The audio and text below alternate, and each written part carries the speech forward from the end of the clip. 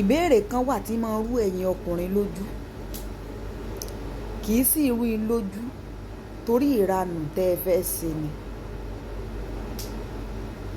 ẹ mọ sábà béèrè ní ọ̀pọ̀ ọgbà wípé ṣé obìnrin tẹ́ ẹ gbé lọ rẹ́gísítírì láti rè fẹ́ ó ti rí ọkùnrin kan tán tì mọ́lé àbí tó lu ẹ̀wọ̀n látàrí pé ó lọ fẹ́ lòmíì lóyún. Sórí tán máa ń sọ fún ọ pé men are polygamous in nature. Tó o bá ti mọ̀ wípé ọ wà polygamous in nature ń tòótọ́, ìdí rẹ̀ ò gbé bí kan yànsanyànsan ni, mọ̀ gbé obìnrin lọ rẹ́gísítírì o. So ti yé ọ, nǹkan méjì ló lè kó ọ yọ. Àkọ́kọ́, tóbìnrin gan fúnra lára rẹ̀ tí ò bá mọ ẹ̀tọ́, tí ò dúró tán. Ẹ̀kejì, tó bá jẹ́ wípé ọkọ ni ọ̀ kì í sí ọkọ. Ẹ mọ́ sì mí gbọ́ o. Sọ mọ̀ pé tí obìnrin ò bá mọ ẹ̀tọ́, nǹkan bá ṣe náà yóò mọ ní ìyá ọmọ ni. So ti yí ọ ní ìsìn. Tàbí kọ́ ti méèyàn bíi méjì mẹ́ta, tàbí kó ń gó mọ̀ dáńgájí aláàyè rẹ̀ kó wò wípé tí n bá ní mo lọ ṣe kinní ńkọ́, níbo mo ti fẹ́ rówó gba lọ́ọ̀yà, níbo mo ti fẹ́ rówó ṣe kinní kan igbá kan àwo kan. Àkọ́kọ́ nù. So wá rí ẹlẹ́ẹ̀kejì tí mo sọ wípé ọkọ ni ọ̀ kì í sí ọkọ. Ó ní wípé bóyá wọ gan fúnra lára rẹ̀ fẹ̀kàn tẹ́lẹ̀ gan, ẹyọ kan tó o fẹ́ gan ọ̀ lè dábọ́. Kò yí ọba ẹ ní ìsìn. Ọ̀ lè dábọ́ in the sense that kò sí nǹkan kan nílẹ̀ tí ń jẹ́ ogún àbí investment àbí nǹkan kan tó o lè tọ́ka sí wípé ń tọ́ achieve láyé rẹ̀ nì. Bóyá ilé face me and slap you tán bá rẹ̀ kọ́lẹ̀ níwọ náà jogún. Bóyá wọ lọ́lọ́run sì ṣe ilẹ̀ fún ní inú igbó kan tó ra lẹ̀ 1 plot 200,000 tó kọ́lé dojú sí mi dojú kọ́. Bóyá 2 bedroom lọ sì fi agbára káká iná lọ fi yanjú rẹ̀. So ti yí ọba ẹ ní ìsìn, ọkọ ni ọ. So irú ìwọ báwọn ọ lè rí obìnrin tí ó sọ fún ọ wípé òun fẹ́ gba ẹ̀tọ́ rẹ lọ́wọ́ rẹ̀ torí wọ gan ẹ̀tọ́ wo gan lọ dání fúnra lára rẹ̀. So ti yí ọba ẹ ní ìsìn.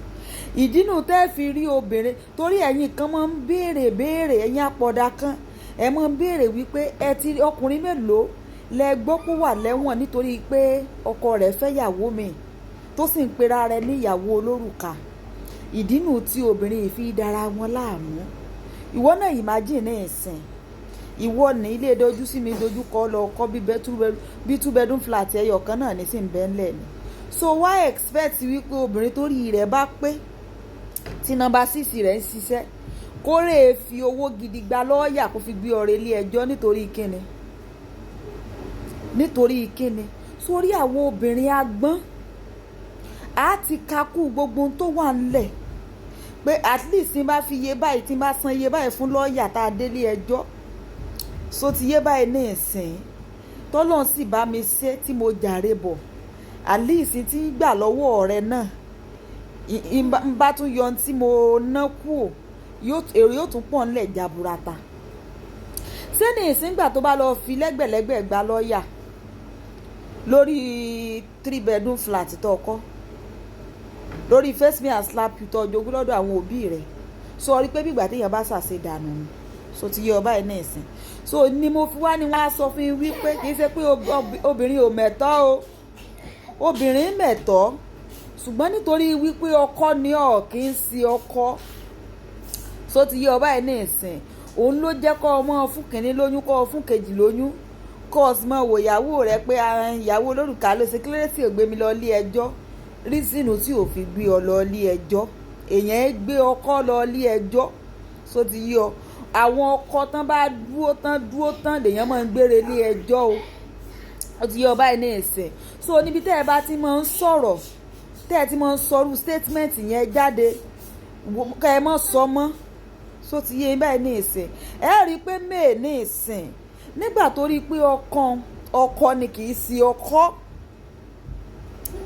Ẹ rí wípé ó gbé lọ ilé ẹjọ́ ó jà fẹ́tọ̀ọ́ rẹ̀ ó sì ṣe kíni ó sì jàre ó sì ṣe kíni ó mú lẹ́gbẹ̀lẹ́gbẹ̀ mílíọ̀nsì bọ̀. So ti yí ọ ìwọ tó jẹ́ pé búure àtòrò rẹ̀ ọ̀tá ó ìyẹn wá tó wá gbé ọ lọ ilé ẹjọ́ àṣedànù nù náà. Ìdí nù tí mo fi gbé ọ lọ ilé ẹjọ́, ọkọ ni ọ̀ kì í sí ọkọ. Alájíkẹ́ rí iná ẹ bá like ẹ comment ẹ share ó dàbọ̀.